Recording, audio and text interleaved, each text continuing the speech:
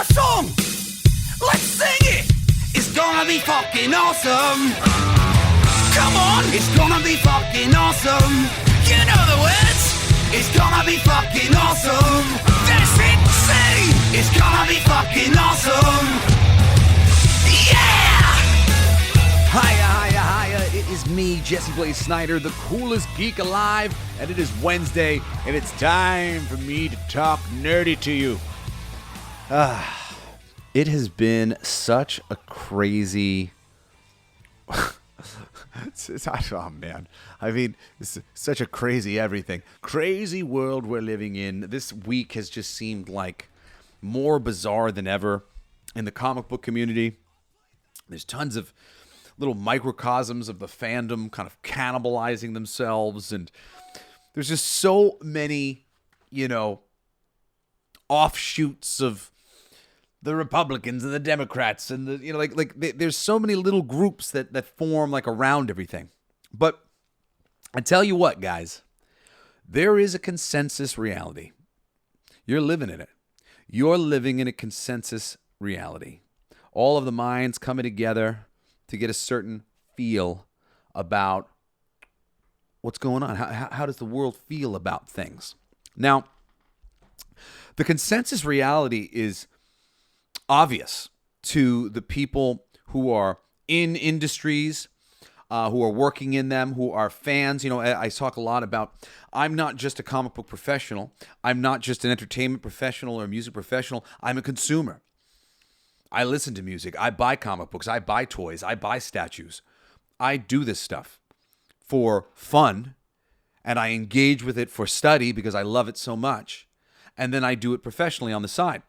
So for somebody like me, I mean, I always know what the reality is. And, you may say, well, Jesse, reality is subjective. And yeah, there's truth to that. Individual reality is subjective. But the collective consciousness is bringing itself together into form. And there is a tipping point, where a nation goes to war or it doesn't. There is a tipping point in all things. And with the internet, this tipping point and this consensus reality has gotten easier to find, easier to find out, easier to take the temperature of if you were willing to pay attention and not triggered by the various things that you might find when you go to look. So we are living in this weird world now where low-tier influencers, because, listen, everybody wants to be an influencer. I want to be an influencer only because I want to write comic books. I want to make art that I like. I want to make music, and I'd like there to be an audience. I'm not writing for myself to hear myself speak. I'm trying to communicate with people in my music and in my comic books. For me, I've always felt very misunderstood and felt like the best showing of who I really am on the inside is through my work. Like, if you want to know me, read something I've written, and tell me what that makes you feel, because on some level, that's me. And that is a simple thing that ultimately is creating lots of weirdness in society for people like me who aren't necessarily, I don't really want to be an influencer, but I got to be an influencer if I'm going to be able to have a leg to stand on, if I'm not going to use the system to get, work at Marvel Comics and then have the Marvel publishing, people promote my name and promote the work that I've done and build my name that way, then I have to be able to build my name independently. And independently, the one way to do that is to, make a YouTube show, make a podcast, do something to have an influence on the culture in some way, shape, or form. But as I know and knew when I got into this space, influencer is a bullshit term. Influencer is the term that the corporations have dubbed on us as they're trying to monetize our connection to the audience. But true influencers are being honest. True influencers are being authentic. true influencers that rise to the top have a connection to the source material, the fandom community that is so deep that what they feel, they can't help. It is what's being felt by the community. They're a part of the community, and their feelings cannot be wrong. It's not them leading the geeks off a cliff. It's the geek culture feeling the way it fucking feels. And when someone comes along and says what we feel, we go, yeah, they said it, fucking A, woo! I started this podcast because I wanted to be one of those people saying the things that I wasn't hearing. I wasn't hearing people talking about how disappointed they were in the modern day discourse and how everything's been split down the middle and there's these Republicans and the Democrats and two shall never meet. I mean, fuck that shit. I've got friends on both sides. I don't want to write off one friend group for another. I'm not choosing sides. I like everybody. I do. You know, I always use the example of Mark Waid and Ethan Van Sciver. Ethan Van Sciver tried to get me work at DC Comics. It didn't work out, but I appreciate him for forever and a day for trying. He was trying to do a project with me. It didn't work out. He didn't like the thing that I pitched him. But still, the fact that he offered that opportunity to me, and he's one of my biggest idols that I've ever had. Amazing. I've told the story before about the thing, and now I feel like I need to do it because I just kind of miss. He wanted to do a modern day Batman story, and I had written a like Batman Year 3 kind of Batman story that I really believed in it, and I thought it was really strong. And when he told me he wanted to do a modern day, I thought maybe I could twist my Year 3 story into a modern day, but it really did not work as a modern day story. It worked as a Year 3 story, but it did not work as a modern day story. But anyway, as far as I'm concerned, that was amazing. Mark Waid, who's, you know, Ethan Van Sciver is considered the Republican of the comics world and the head of Comicsgate or whatever bullshit. And then Mark Waid is considered like the fucking opposite head of the opposite snake. Gone off the fucking rails as a crazy partisan Democratic, socialist online. I love Mark Waid. Mark was my editor at Boom Studios. He's a wonderful man, a wonderful creator. I don't pay attention to the crazy things that he says or the crazy things that Ethan Van Sciver says because I don't want to hate them. I don't want to not like them. I do like them. They've been nice to me, and I don't see any reason to demonize these people. But this notion of like, run over to the left, run over to the right, like, nah, man. I see tons of people like me who are stuck in the middle of this bullshit, especially creative people who don't know what to do because they don't want to speak up, but they're like, I don't like this. I don't like what's happening here. Like my fandom, my community has been split in two, and I don't want that. And I wanted to get on the microphone and start saying that, amongst other things. Also saying various things about writing and the way these things are being conceived and how foolhardy all of their forethought into this shit is insane. Something as simple as Kathleen Kennedy clearly not having a fucking plan for a trilogy when she made the third trilogy for the Star Wars franchise. You can't just bring in fucking random guy to do the second movie because his pitch was the most surprising to you and not have a good plan for how you're going to fucking bring in your trilogy for a landing. That's why that trilogy is so bad, because she didn't plan. Planning is everything. Forethought into what you're doing is fucking important. So, for me, these were the important things for me to say. Like, I'm an infrastructure guy. I'm a look at the building blocks here. This infrastructure is all wrong to get the results we want. If we want success, we need to change this infrastructure. And nobody's talking about that. And nobody's talking about, I'm hurt by this situation. I don't like that Mark Waid's being demonized by one side. I don't like that Ethan Van Sciver is being demonized by the other side. I do see how they are doing it to themselves, and I want to talk about that as well. It's another thing that I came onto my show to talk about, to be able to say things like, I think it's wrong of Ethan and I think it's wrong of Mark to put their politics so loudly out in the world. I think it's wrong of my father to put his politics so loudly out in the world. Not that I'm chastising my dad can believe anything that he wants. My friends in the community, they can believe anything that they want. I can believe anything that I want. Why I think it's a bad thing is because it's preventing your artistic voices from being heard by the opposition. You know, if my dad comes out and says something about fuck these Trump supporters and dog whistles for white supremacy or whatever, my dad believes that. He believes that, you know, on some level, Trump is like dog whistling white supremacy. I think he's wrong, actually. I don't think that that's really true. I think that's one of those insidious little things, political things that has been made up to sort of demonize a whole group of people. And I don't believe in the demonization of human beings. I'm an idealist, and I don't want to see that. I don't like seeing that propagated. But let's say it's true. Let's say there's a dog whistle in the thing, and Trump's people are, there's a big crop of white supremacy in there.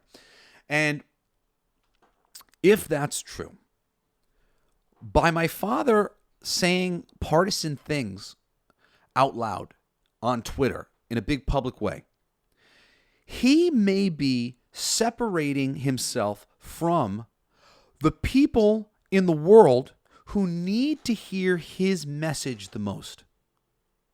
Music and stories is medicine.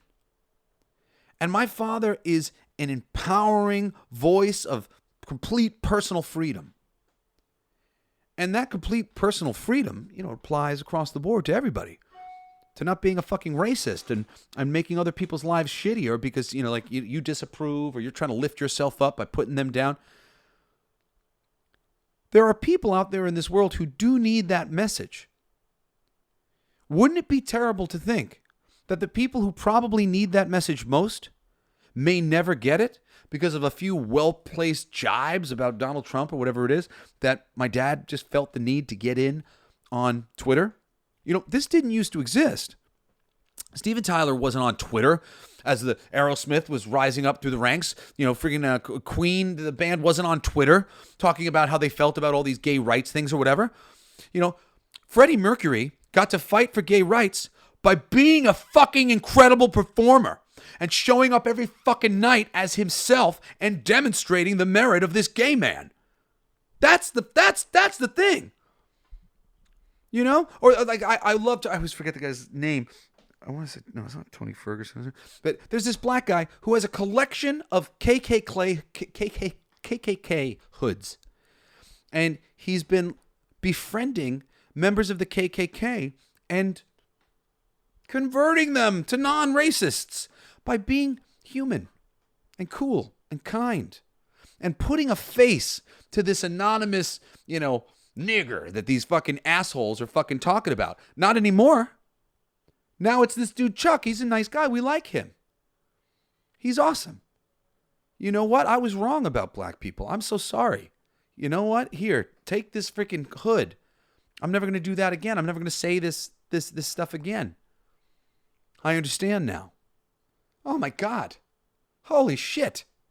Dad, you could be that guy. You could be that guy. How effective is that guy? How powerful is that guy? And you were that guy until social media. Mark Wade, you were that guy until social media. Ethan Van Sciver, you were that guy until social media. Within your art is your voice. Within your writing is your voice. Within your songs is your voice. The energy of non-racism or the energy of discernment in this way or another. You know, when you think of, if you think of Republicans from a Democratic standpoint, it all tends to be very negative. But if you think about Democrats from a Republican standpoint, it all tends to be very negative. But the reality is, there are positive ways to look at both sides. You know, there's a large vein of sort of libertarianism within the Republican Party that is complete personal freedom, man. I want you to be able to do whatever the hell you want to do, in pursuit of happiness, all that shit. What up, coolest geeks? Are you looking for the perfect way to relax and unwind? Whether you want to replace alcohol, kick the sleeping pills, or just find a reliable way to relax, Diet Smoke has got you covered. They make premium infused edibles and deliver them right to your door in as little as 48 hours. Imagine sleeping better, waking up refreshed, and enjoying your nights without the anxiety of a dreaded hangover. This is exactly why Diet Smoke was created. Of course, Diet Smoke understands that everyone has a unique, perfect gummy experience, and that some people's microdose is another person's worst nightmare. That's why Diet Smoke is dedicated to making sure you get exactly what you're looking for. I was straight edge for the first 28 years of my life. To me, all drugs were bad, but I was wrong. Wrong about the effects, wrong about whether it was something for me. I didn't even know that I had anxiety until I made it go away. Now, armed with these gummies, I have a delicious, low-key way to help regulate my mood when I need it.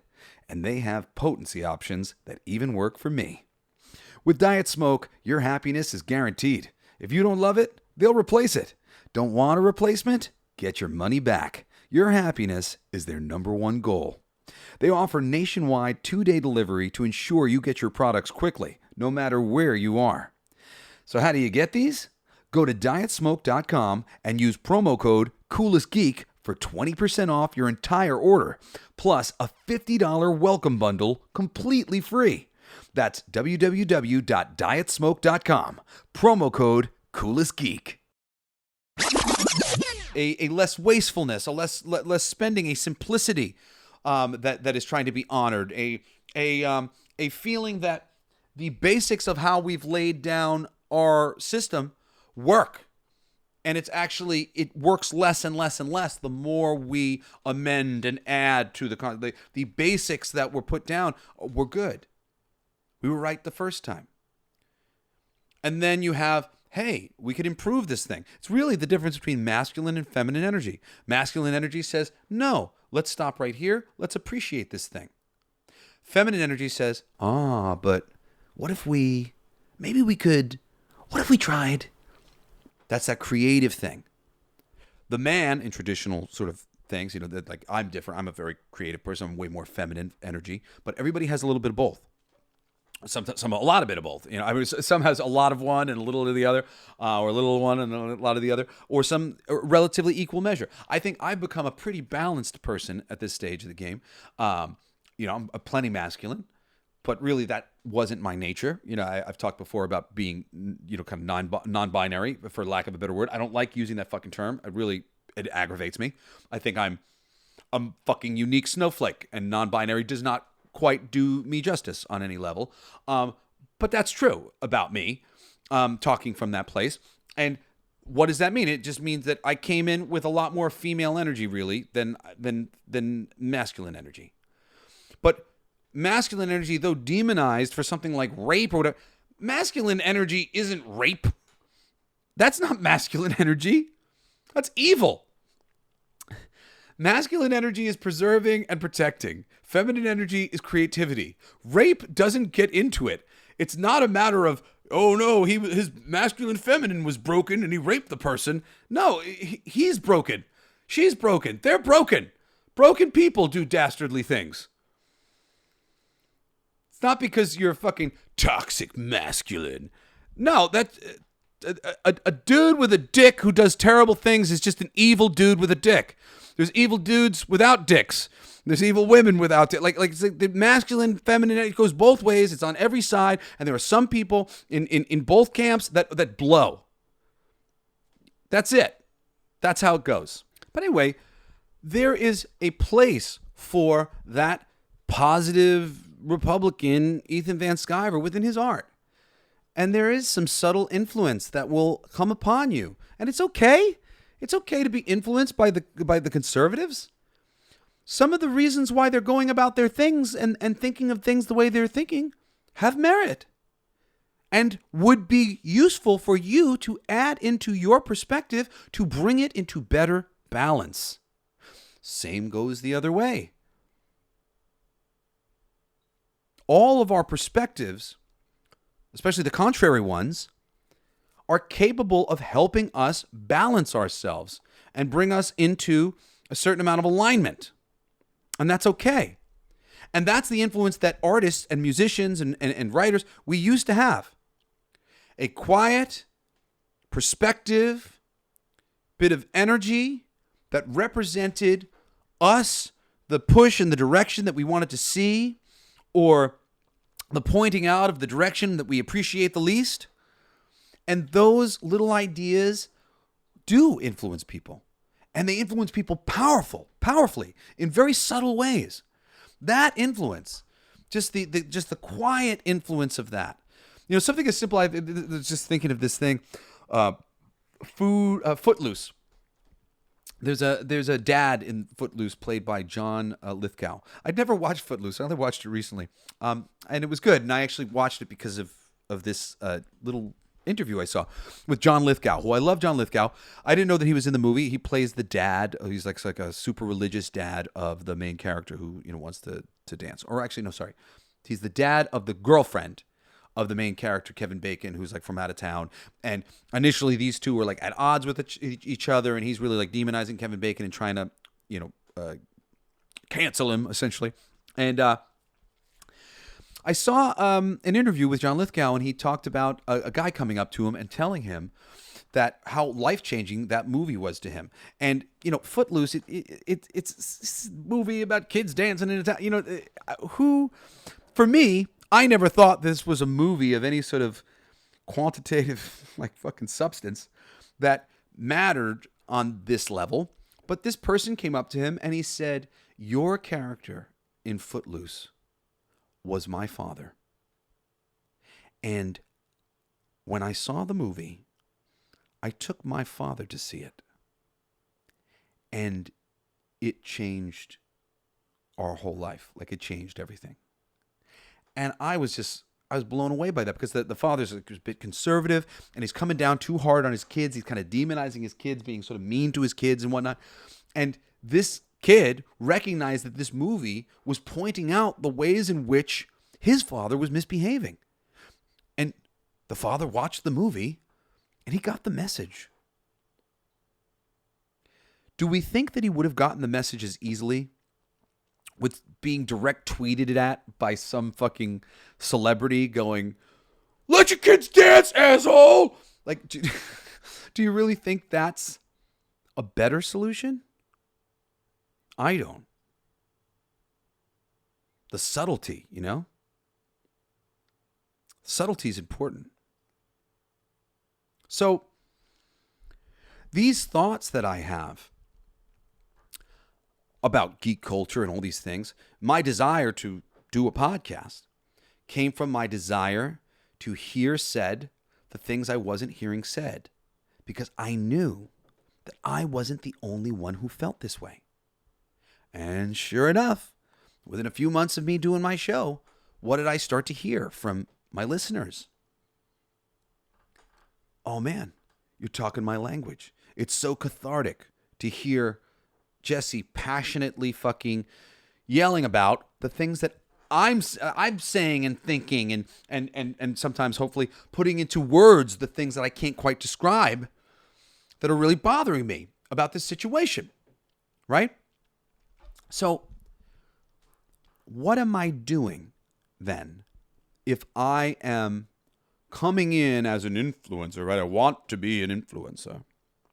And I'm coming in as an influencer to talk about things. And what am I talking about? I'm talking about things that I know are felt, and I'm articulating them. So am I dictating the opinion of geek culture to geeks? Or am I harnessing the energy and opinions of the geeks in geek culture that already exist, and I'm capitalizing on the fact that I know enough to know they feel this way and know that they would like to hear it come out of someone's mouth? There's been a big... they keep doing this. Like, every few months, they try to cancel a YouTuber named Nerdrotic. Nerdrotic has become the biggest YouTuber in the geek culture space. Let me tell you, I've been following Nerdrotic and amongst other many YouTube. I watch a lot of YouTube. I like YouTube. I mean, I don't necessarily watch. A lot of times I'm just listening. But there's a ton of YouTubers who I really enjoy. I do less podcasting and more YouTubing for myself in my own personal time. And the space is filled with wonderful, wonderful people who really give a shit about the things I give a shit about. Doomcock, despite his theatrics and over-the-top things that he might say, dude loves Star Trek, man. I love Star Trek, I can recognize somebody who loves Star Trek because I love it. And it's saying the things that I fucking think and I've been seeing that makes me go, aha, you've been paying attention to Star Trek the same way I am. Wow, you're disappointed in the same way I am. Yeah, a Black Ops Star Trek show doesn't work for me either. A Black Ops Star Trek show does not work for me either. I wanted to fucking start a YouTube channel, which is famously why Doomcock started his, when I saw the first episode of fucking Star Trek STD, as we like to call it, Star Trek D, Discovery. I was livid. So, when Doomcock came on and sensationalized, in air quotes, the story of what they were doing with Star Trek, was he controlling the fan base and leading us all to extremism? Or was he harnessing an energy that he already knew was there and prevalent and waiting to be capitalized on? And was he not, as a lover of the culture, trying to bring us together and give weight, add extra frequency and extra sound wavelengths, volume to our feelings? We want Nerdrotic's message to go as far as possible and be as loud as possible because he's a fan. He owned a comic book store. He reads comics. He buys statues. He buys toys. So do I. I don't want to fucking hear from you about the fundamentals of any of this shit unless you do. Unless you are out there buying all the movies, I don't want to hear your critical fucking opinion about the movies. Unless you can read, I don't want to hear your opinion about the book. If you haven't read the book, shut the fuck up and sit down. Nerdrotic is a person who has read the books. Nerdrotic famously is a huge Lord of the Rings fan. I'm still on the Fellowship of the Rings. I have told this story before, but I bought like a 20-pound edition that was a collective edition of Lord of the Rings, even though I was a huge fan of The Hobbit and always wanted to read Lord of the Rings, but I'm only reading it now in my 40s because I got it I just have it on my phone now and just I've been cracking off a few pages every day.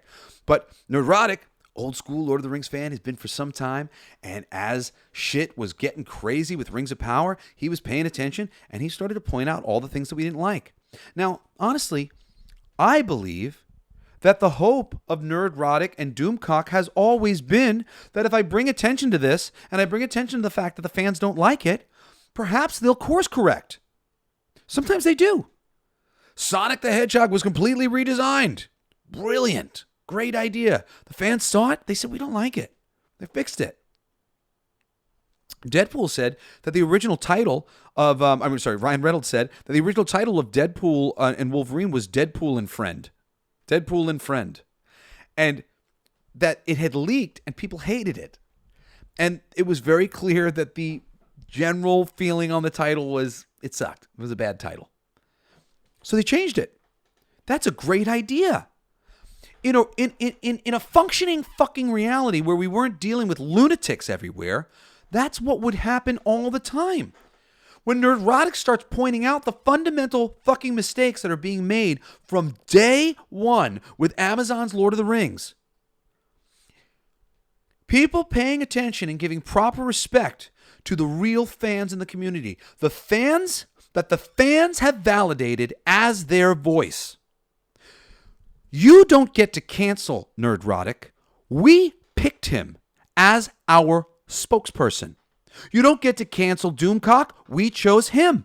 You don't get to cancel Midnight's Edge or WDW Pro or Valiant Renegade or any of these other people that we love. We chose them. We trust them. We like the cut of their jib. We recognize that they get it. They get it like we get it. And not everybody gets it as good as they do. But those guys have been validated to the state that they are because even the most discerning fucking voices in the fandom, like myself, from long before I had my own podcast, and I could be fucking talking about this myself, a professional in the business, listening to these non-professionals on YouTube talk, going, oh, thank God somebody's saying it. Oh, thank God. You can't cancel them. We chose them. And this is the fundamental thing that you have to understand. Tired of establishment entertainment ruining everything you love? Well, now you can listen to Jesse Blaze Snider 4 days a week. Monday night, All Your Favorite Bands Suck is here to help you discover incredible music that puts mainstream artists to shame. Wednesday night, Coolest Geek Alive brings you a unique insider perspective on the dominant geek culture narratives of the day, with a second, shorter installment recommending the greatest films and television shows every Saturday. And don't miss Jesse's new Friday show, Everything They Don't Want You to Know, diving deep into ancient esoteric wisdom and everything the illuminated do not want you to know. Jesse Blaze Snider is the voice of a generation. He's hosted shows for MTV, AOL, Discovery, and more. Written stories for Marvel, Disney, Pixar, The Muppets, and then some. His music featured in film and television, including ESPN, Fox, A&E, and others. Plus, his boutique comic book and music publishing company, Blacklight District Studios, is blowing up on Kickstarter. Visit www.bldsts.com to sign up for notifications. And don't miss a minute with Jesse Blaze Snider, the coolest podcaster alive. Do not get in front of that truck, man. That truck, Nerdrotic, is speeding down the highway. It is being pushed by the momentum of the fandom. For a decade and a half now, or whatever amount of time he's been on fucking YouTube, maybe at least a decade or something like that. I've been listening to him at least like 8 years, and he was around before then. His momentum has been allowed to build because every time he speaks, he makes us laugh, he says insightful shit, and he says what we're thinking. He is articulating what the fans are feeling. So, what sort of stupidity would it be to cancel Nerdrotic or to blame Nerdrotic for you seeming to think that the fandom is sexist and racist and all these other things, which it's not? This is the labeling that the mainstream media and the people who have financial stakes in the IP, the intellectual property, that is being ruined. Disney can never have egg on its face. Not when they can just spend a couple $1,000s to get the right articles planted in the right magazines or on the right websites, or get the right reviews written by the right people. Where there's a lot of money, there's a way. And the mainstream audience has been completely deluded by the mainstream media, who they largely trust. When they keep saying, oh, well, they're racist, look what they're doing, there's all this hatred and all these terrible things going on. Look, man, there's dicky people in every situation. There's plenty of dicky people on the left being really nasty. And there are shitty people on the right. And there's always going to be somebody who's going to say something stupid. Oftentimes, people just say something stupid just to watch you other motherfuckers react and get all upset. Like, you're giving people so much power by getting upset about their stupid words. You know? It's like fucking sticks and stones may break your bones, but words, they shouldn't hurt you. They don't have to hurt you.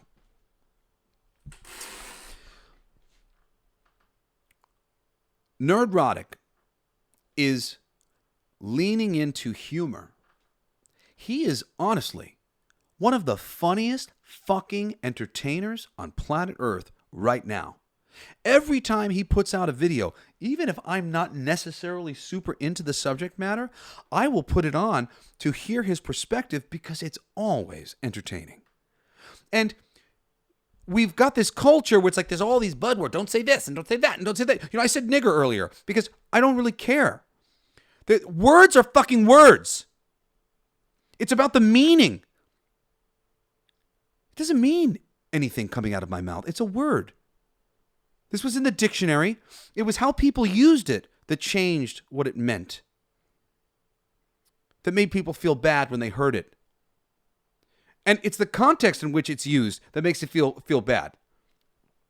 If I walk into a room filled with my friends, even if they're black or whatever, and I go, my niggas! Dude, the love and the joy exuding from my heart when I say that supersedes the stupid racist shit that a bunch of assholes have put on it over a bunch of years. And maybe you're very sensitive to that word out the way. I don't know about that shit. One, fuck you if you're not black and that's the fucking island that you're dying on. And oh, hey, we gotta be really sensitive. No. We have to learn how to be strong. We have to learn how to stand up for ourselves. We have to learn how to smile when somebody's a dick to us, sexist to us, racist to us, diminishing us in any way, shape, or form. Everybody's got problems. Everybody deals with different things. I've suffered from chronic pain, anxiety, and depression my whole life. People think that I have it easy and I'm the son of a rock star. Oof. Man, I've really made my life miserable dealing with some of the things, the health concerns that I've had and whatnot. You know, it is what it is. It's my personal journey.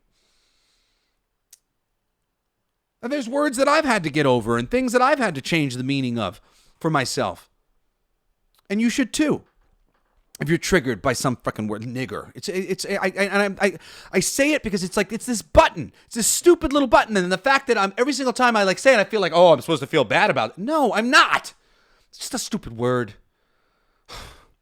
I don't see black. We're all fucking shades of wheat, man. You know, just lighter shades and darker shades of wheat. For me, it's one race, the human race. And the more we can be open-minded and continue our discourse and not be sensitive. You know, I say the word because I want you to get triggered when I say it so that you can get over it because you know that I don't mean anything by it. And if you get over it when I say it, that means when some asshole who does mean it the wrong way says it, you won't care. You heard it a couple times. It's not a big deal. It's not a fucking big deal. Nobody can say something to me and make me completely lose my cool. Not anymore. And I'm not even saying that that's even true for me. Because on social media, people say stuff sometimes, and I'll find myself sort of like clicking myself down to like a more reasonable attitude towards what they said. Like, they'll say something like so dismissive and flippant and stupid that just in a moment, I'm like, ah! And then I'm like, am I really letting myself get upset about something so stupid that this person just said to me? You know? And you scale it down. Am I really going to give this power to them to have over me? No. So, Nerdrotic, he's leaning into so many of these things about us being racist and homophobes and ists of all variety and whatnot. He's playing this game because you guys started it. You guys started calling us these names. You guys started trying to demonize the fandom. And we all know it's a joke. We know it's bullshit. We know that the fandom doesn't like the shit that you're putting out because we've read the books. We've read the comics. We care about the source material. We want to see this shit honored. We don't want to see it raped and fucking plundered for its intellectual property's, worth. We got a name. It's the Avengers. It doesn't matter who's on the Avengers. It's the Avengers. We got a name, Spider-Man. Doesn't matter if he's gay or white. There's a multiverse. It goes on forever. No. Spider-Man is Peter Parker, and with great power comes great responsibility. And Uncle Ben died, and he's fucking sad about that. And Aunt May's there, and she's still hanging on, and she really needs some financial support. And, he's got these girls who really like him, and he's really cool, and he could have, like, a really good life. But being Spider-Man is a lot of responsibility. That just to make his life hard. That's Spider-Man. Granted, you can sell us on another character like Miles Morales. I really like Miles Morales a lot. Miles Morales was introduced in the Ultimate Comics. In the Ultimate Universe, they killed the Ultimate Peter Parker Spider-Man, which was cool because Peter Parker already existed, and we were getting great Peter Parker in the mainstream Spider-Man comics. And they were good. And then we had a new Spider-Man. We got Miles Morales, and Miles was great. You liked Miles. And it's, some of the reasons why the Into the Spider-Verse movies are so good, because Miles was introduced properly. He was given character, and granted, even his origin and whatnot, though good, doesn't compare to the basic fundamentals that have made Spider-Man the fucking most popular character in comic books. That's a consensus, man. That consensus has existed for a long time. The consensus reality within the medium, it's there. It's real. You can deny it all you want because you don't like the cut of somebody's jib, because you don't like that, Nerdrotic is spouting an opinion that you don't share. But trust me, if Nerdrotic is spouting the opinion, it's because he is a fan and this is what he really feels. And the reason why it's coming to you, it's coming across your fucking Twitter feed, is because other people agreed. We agreed. He didn't radicalize us. We agree with him. There is no radicalization of the fandom. There was a voiceless fandom that felt a certain way.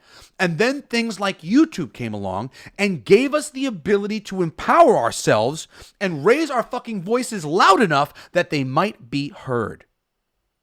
And this is really why all of the studios want to cancel him, cancel Doomcock, cancel all of these powerful YouTubers, because they are making the voice of the voiceless so fucking loud that it cannot be denied. Oh, they're trying to deny it. They're trying to paint Nerdrotic as a racist and a sexist and all every fucking other week or whatever. And he says all these things. And I don't know Nerdrotic. I have some friends of friends who know Nerdrotic and have met Nerdrotic. I'm friends with a decent amount of like YouTubers in that space and in that community who are all friends with those people. But he's got to be one of my favorites. Doomcock is my other favorite. But I think Doomcock is my second favorite to Nerdrotic. And Doomcock's a great guy too. Like I said, absolutely a fan. Fans know other fans. It's like when you're out on a date and you're listening to the things that the person's saying to see if you want to date them, and then they say a couple things, and all of a sudden you go, all right, me and this person are on the same page on some level. They get it, and I think they could get me. Maybe this could work. Maybe this relationship has legs. Well, there's a reason why Nerdrotic's relationship with the audience has such long legs. Because he is very much tapped into the pulse of the fandom. What we are frustrated about.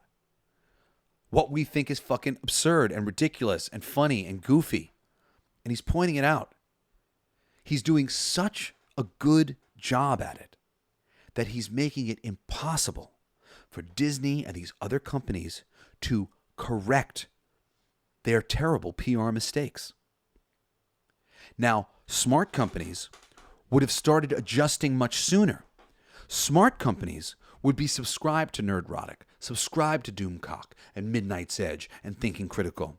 They'd be paying very close attention to every single thing a YouTuber like Chris Gore and Alan Ning on Film Threat said about the type of films that they were putting out, about the type of opinions that were had amongst our friends. They'd be paying attention to the temperature of the room.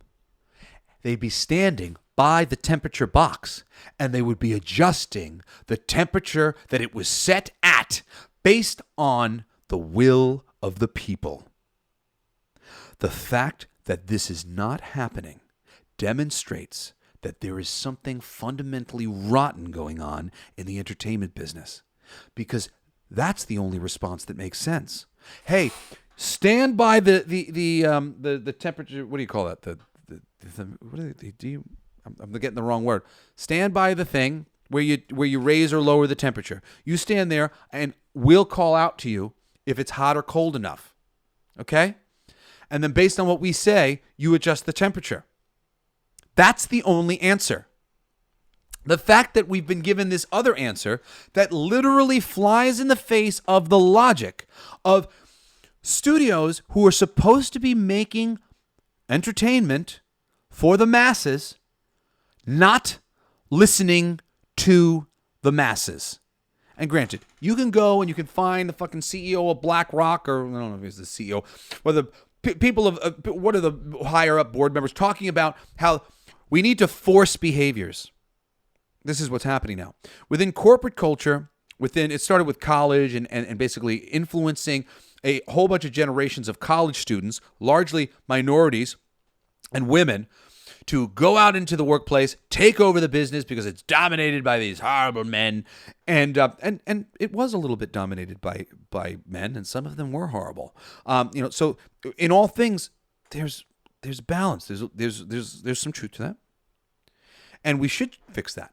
But they use the truth to get us to another place, and they have jumped the shark, as you would say. They've jumped over the truth, the balance that we needed to find, where Black Panther gets greenlit and it's okay that he's a fucking king, a black king, because I don't think Avi Arad, he was trying to get a Black Panther movie made starring Wesley Snipes after the success of Blade, but Hollywood didn't go for it. I know why they didn't go for it, because at the time, there was a mandate to only depict black people in a certain way. In music, this mandate still exists. BlackRock, who owns a lot of the fucking music industry through Sony and various other things, and Viacom, they also own a shitload of stake in the prison industry, the prison industrial complex. There's a famous meeting that's been a lot of whistleblowers who have come out and talked about. It took place, I don't know, like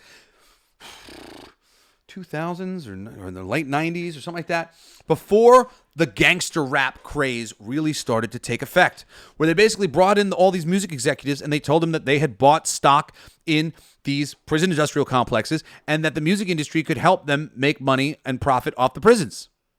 And the music industry executives were like, what? What do you mean? We're just music producers.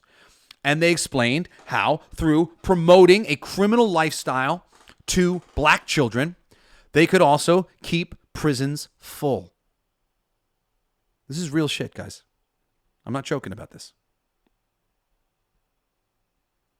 So that was the thing standing in the way of fucking Black Panther being made, or a Black Panther action figure showing up on this, or some of the black characters being made into action figures, or some of the female characters being made into action figures. You could sell a Black Widow toy, and you could have sold a nice Black Widow toy yesterday too, I think. There are good characters that you can sell. You can sell an Elektra toy. You can sell Rogue. You can sell Storm. People will buy those toys. We love those characters. That's what it's about.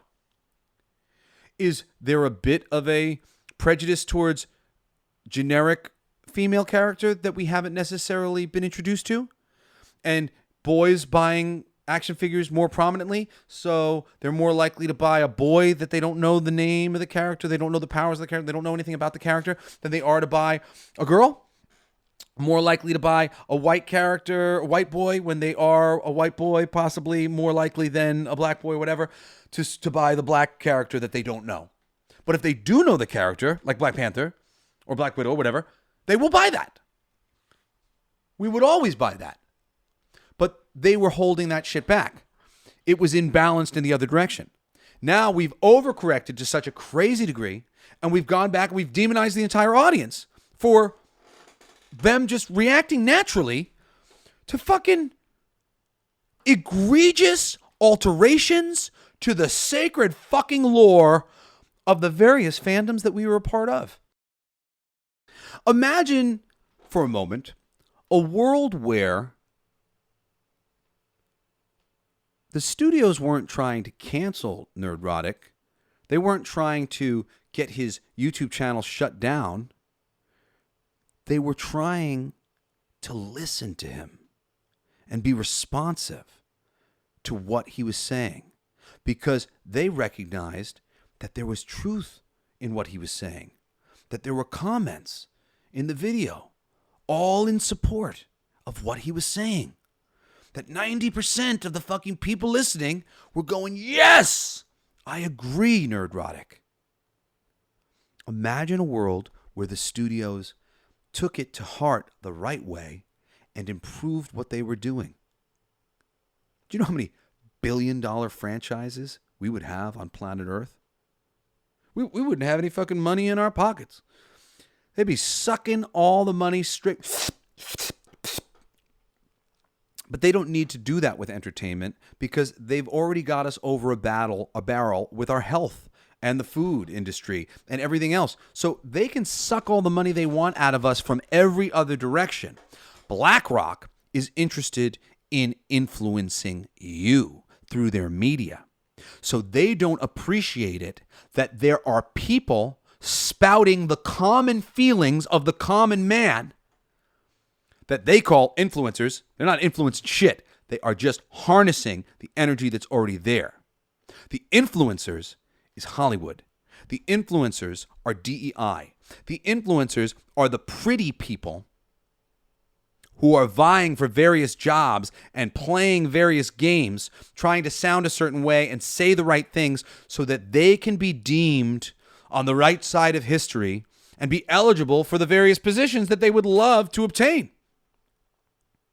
And I mean, to some degree, I was one of those people for a very long time, except I'm not willing to kiss ass. I'm not willing to change my morality or who I am as a person just to fit in with a thing. So eventually I came to the realization that I was never going to really succeed doing it the way everybody else did it because I didn't kiss ass. I wasn't playing their game, and they wanted me to. They wanted me to play the game. But I wouldn't play the game. The Illuminati asked me to join I was asked to come play a party, an Illuminati party, and told how it could change my career forever. And then I was invited to join the Illuminati on social media on a few different occasions. They reached out to me through profiles where they had all these Freemason shit and whatever else, so these various things, and promised me fucking fame and fortune and da-da-da-da-da. And I ignored these assholes because I don't believe in that shit. That's not the way it should be.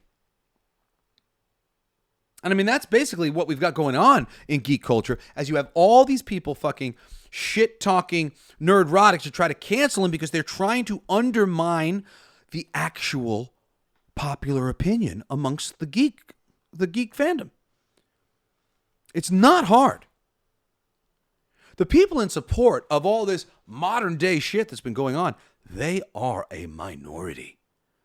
They are vocal as fuck online, and their voices are being raised up because there's no need to raise the volume of the popular opinion. However, if you want to seem like there's a back and forth, you need to unnaturally raise the volume of the minority opinion. And that's what's being done across the board on social media in every way, shape, or form. There is now a situation where if you see a post online and your girlfriend sees a post online, you and her on two different phones or computers, whatever, you will see different comments than she sees. You may see anti-male comments. She may see anti-female comments. If you're black, you may see the anti-black comments. If you're white, you may see and there may only be one anti-black comment, but they're going to find it and they're going to show it to you. And you are going to so consistently be shown that racist comment, that sexist comment, that phobic comment, that you are going to come to believe that that is the prevalent idea in our society, that is the prevalent feeling, that's the prevalent ideology, and that you are up against it, baby, because every single time you go online and you have anything to say or somebody has something to say, you look, and sure enough, it's the same type of comments. You don't see people posting the way you would post. You see people posting the opposite way you would post. So it makes you feel like, I better post. Nobody's there saying the things that I would say. Do you see how that affects you? Do you see how that influences you? Influences your behavior, influences your opinion about the reality you live in. Look, guys, we've reached an age where we need to bring back going with your gut. Thinking from the gut. What does my gut say? What does my intuition say about this? Does this seem right to you? Or does this seem fundamentally fucking wonky? I don't know. Seems all fucked up to me. Seems like we've got an entertainment system that is supposedly, or in theory, designed to be there to entertain us and help us escape from the difficulties of our day-to-day life, who is fucking up so fundamentally and refusing to listen to the majority of the voices in the room. The majority of their audience is saying, we don't prefer this. And instead of acknowledging the complaints, taking the notes, they are going, nah, you shut up. We're just going to keep on doing the same thing. And we're going to pay into Rotten Tomatoes, and we're going to make a deal with them so that they don't put the critic scores out until the last minute so nobody can see them, or they don't put the audience scores out until the last minute so nobody can see them, or they pay Rotten Tomatoes to hold back every F rating that they get on Rotten Tomatoes, at least for the first couple weeks. These online systems are so manipulatable. It's not funny. Go back and listen to my Rotten Tomatoes episode. I did a lot of research in there and all of the different things that are going on in terms of how Rotten Tomatoes is manipulated. And it's insane. It's insane the amount of manipulation that's going on. Down to the very simple fact that Rotten Tomatoes isn't even an aggregate of like a score. The average score is 75 or the average score is 55. No, that's not it. The 75 or the 85 represents what percentage of the people said it was good versus bad. Rotten Tomatoes is a good versus bad website. Was it good? Was it bad? And it is very easy to go and pay influencers, critics. Hey, would you be willing to give us a slightly better rating, but, you can write, all your comments that you want. You can still criticize us, but you can just say that it's good versus saying it's bad.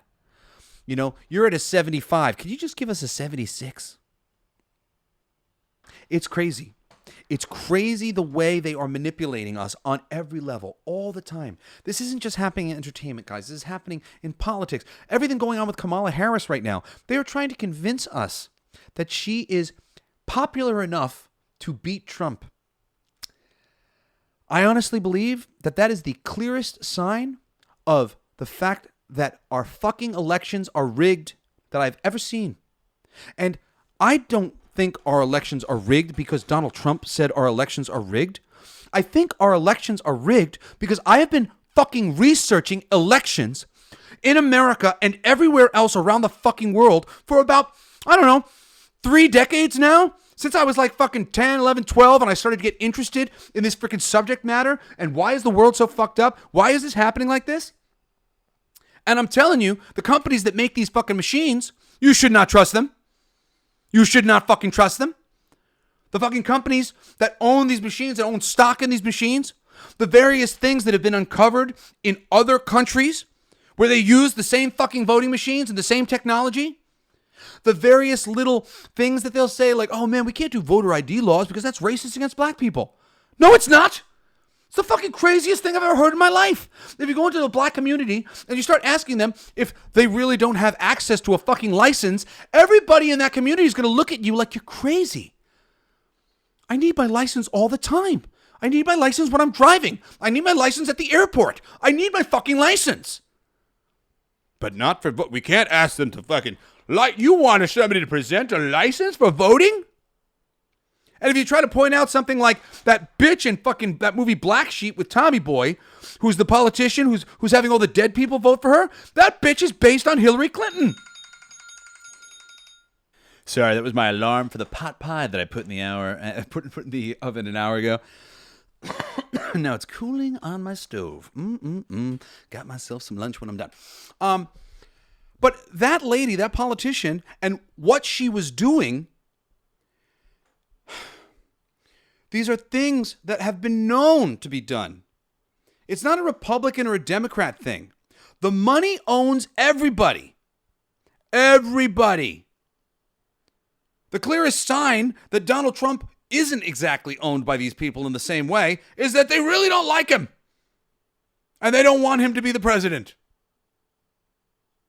For somebody like me, that's the only thing I like about Trump. Only thing I like about Trump is that they really don't like him. And I hate them. So whatever they don't want, I'd rather that be the case. I mean, granted, I'd rather a Bernie Sanders. I'd rather a RFK Jr. I'd rather a Tulsi Gabbard. I'd rather somebody who just really, truly believed sincerely the things that they say and have been living that way their whole fucking lives, or enough of it, demonstrating their fucking sincerity in wanting to make the world a better place. I want somebody with a fucking sincere goal to make the world a better place to be put into power.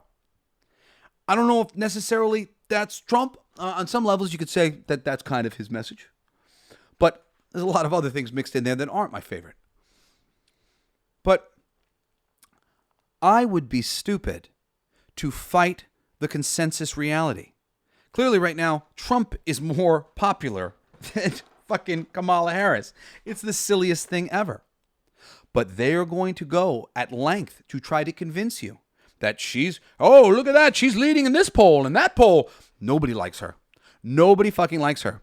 She was running she was one of the people who had a chance to be the president. Nobody liked her. Do you remember Tulsi Gabbard ripping her the fuck apart? Nobody likes her.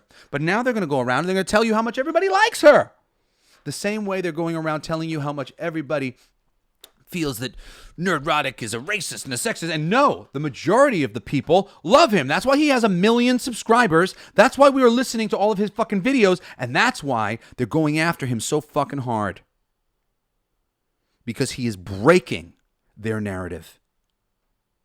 All these corporations just desperately, they just want to be able to control what is being said about everything they do. Especially because that way they always come out looking like roses. They never lose their job. Nobody's responsible. You know, it's like Kathleen Kennedy, all these news stories and all these things about these sexists and these racists and whatnot. You know, what? I'm not responsible. It's all these racists and sexists. I haven't done anything wrong. I'm just trying to lead the world in the progressive way. No, you've done everything wrong. You haven't honored the legacy of the material. You didn't have a plan going in. And clearly, you've been most into the most subversive ideas that have been pitched to you. Like the super divisive Last Jedi, which, like, I've told this story before. I really believe that the reason why they chose Rian Johnson is because Rian Johnson didn't give two shits about Star Wars, and he decided to do that which no one else had done who pitched Star Wars 2. I think everybody came in and pitched a satisfying second installment, and then Rian Johnson came in probably after 30 similar satisfying pitches for the second, Star Wars movie. And Rian Johnson went, all right, so instead of this, we do this. And instead of this, we do this. And instead of this, we do this. And Kathy and everybody else in the room sat there with their mouths open. They were like, this is so refreshing and shocking. People will be so surprised. And boy, they were. Because they never imagined that you would so fundamentally fuck up the trilogy, fuck up the long-term storytelling of a part 1, 2, and 3, which that was not a good part 2, is kind of the biggest problem with The Last Jedi, is that it's a terrible middle part to a trilogy. The trilogy, you establish the things with the first movie, and then you deepen and really just deepen and further establish the concept with the second thing. And then the third thing concludes it. The second movie in that trilogy repudiates half the fucking messaging and half the ideas of the first Force Awakens movie. It flips the things on their head. It flips the script. That's no good. This is a trilogy. If we flip the script in the second one, how do we conclude the movie? We introduced concepts. Now we've confused concepts, and then we have to unconfuse concepts? And they did not succeed at unconfusing the concepts within the Star Wars mythology that was created by Kathleen Kennedy. So these influencers that we need to be concerned about are the big money, the DEI initiatives, the studios, the politicians, the news pundits. Those are the influencers. The people who keep telling us that definitively these people are racist and those people are and this and that. The people who keep dividing us, the people who keep pointing to our heroes and demonizing them, those are the influencers. Because loving Nerdrotic, if you're a geek, is natural. If you have a hard time loving Nerdrotic, it may be because you're not exactly born from the same type of geekdom that most of us geeks have been born from, which is reading, buying toys, buying statues, practical experience with the lore and the characters, deep understanding and love and admiration for the creators and the fucking meanings and the way the fucking things have been derived in the first place. That's what it means to be a geek. It means to deeply fucking richly understand and appreciate this stuff in a way that other people don't. Nerdrotic is one of those people. He is not an influencer. He is a harnesser of geek power. And that is where we want him and others to remain. Empowered by our voices and our shares and our likes and our hearts and our comments. Empowered to be the voice of the voiceless. The influencers are the fucking other guys. Anyway, that's all I got for you today, Coolest Geeks. I love you so much. If you're a music fan like me, every Monday I do a show called All Your Favorite Bands Suck. This week I just did an episode on a favorite band of mine from the 80s called Kix. Very cool. You can check that out. There's like 35 episodes, 36 episodes now of all these different great bands that have put out a lot of humor bands, punk bands, rap bands, rock bands, lots of different genres. I love music, same way I love geek culture stuff. And if you love music too, you'll probably love the show. Also, we just started a Friday show called Everything They Don't Want You to Know, which is esoteric wisdom, Freemasons, Illuminati, the skull and bones. This is the shit that they teach their people. This is why they say millionaires don't do their horoscopes. Billionaires do their horoscopes. They don't want you to know this shit. But the richest, most prominent people on planet Earth do. The hard thing is, it's complicated shit, and you really got to spend some time learning. And rich people have enough time to do that. Generally, normal people don't. But if you like to listen to podcasts, you got enough time, put on my podcast, and we'll remind you of some things that you know, but you just forgot you know. Anyway, also, thanks again for everybody who supported our Kickstarter for Fucking for Our Future. My company, Blacklight District Studios, which is boutique music and comic books. We've been putting out a bunch of things. This is our second book on Kickstarter, and it's just the response was amazing. We made like $12,000 this time around. We doubled what we made last time, and I'm so grateful. Thank you so much for everybody who's been sharing it, spreading the word, and also writing me, sending me just uplifting messages of positivity about the book and how cool you thought it was. It just means everything to us. If you want to try to get in on the back issue market, you can go to our website. It's www.bldsts.com. Blacklight District Studios, bldsts.com. And right now we've got the King of Kings back issues up there and a little pre-order for some the original Blacklight District 6 issues one-shot, which is the music comic book that we did for Image Comics in 2016. So the Fucking for Our Future book isn't up there yet, but it will be up on our website, whatever remaining issues from the Kickstarter print run in the next couple months. So, please keep supporting that and supporting everything that I'm doing. I mean, look, I'm a podcaster only because I make music and I make comic books. So if you like me, if you love me, if you really want to see me succeed in this world and be happy doing the things that I've spent the most time training myself to do, please do support my comic books at bldsts.com and my music. My new band, Dilf USA, has been putting out some hysterical music videos. Of course, the theme song for this show, it's going to be fucking awesome, is a Dilf USA song. So if you want to listen to the theme song, you can add it to your Spotify. Go over to Spotify and put in Dilf USA, and you'll find this theme song, and you'll find a whole bunch of other shit too. Anyway, I think that is everything that I got for you. If you want to write to me, you can write me at jesseblaze@jessesnider.com. I'm also on Twitter and Instagram. I'm Coolest Geek JBS. And I'm on Facebook. I've got a professional profile and I've got a personal profile. Find me on there. But anyway, I hope you'll join me this Saturday for a really cool episode of Coolest Pick. I did kind of a dual episode. I'm doing a documentary called The Rescue and a movie called 13 Lives, which are about the same story. It's a documentary on the story, and it's a movie on the story, and both of them are awesome. I watched the documentary first, and then I saw the movie, and they kick ass. So I did a little coolest pick for you on Saturday. I hope you'll check that out, and I hope you'll join me again next Wednesday for another fucking awesome episode of the Coolest Geek Alive.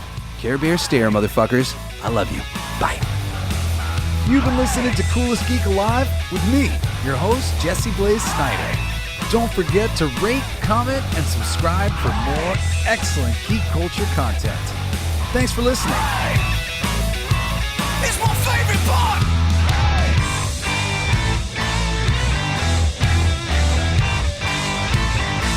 Isn't that heavy?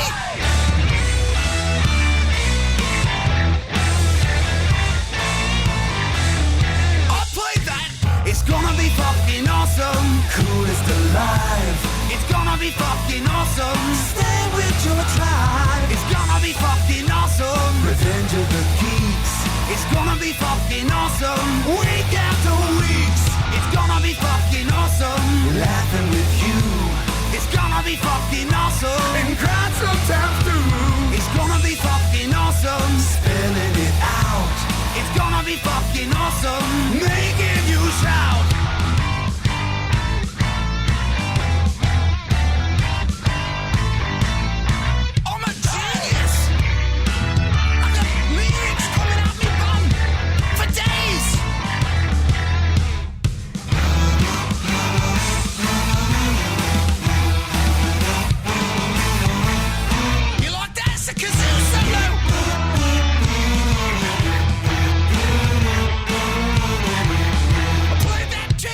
It's gonna be fucking awesome. Talking some shit. It's gonna be fucking awesome. Living the shit. My voice gonna be fucking awesome. Food in our mouth. It's gonna be fucking awesome. Get in our mouth. It's gonna be fucking awesome. Tell all your friends. It's gonna be fucking awesome. Call right on text. It's gonna be fucking awesome. Raising the bar. It's gonna be fucking awesome. Straight to the stars. It's gonna be fucking awesome. It's starting soon. Straight to the top. Awesome. Passing the moon. It's gonna be fucking awesome. On with the show. It's gonna be fucking awesome. Ready, set, go. It's gonna be fucking awesome. Fucking awesome. It's gonna be fucking awesome. Just wait. You'll see. You'll all see. You'll all see.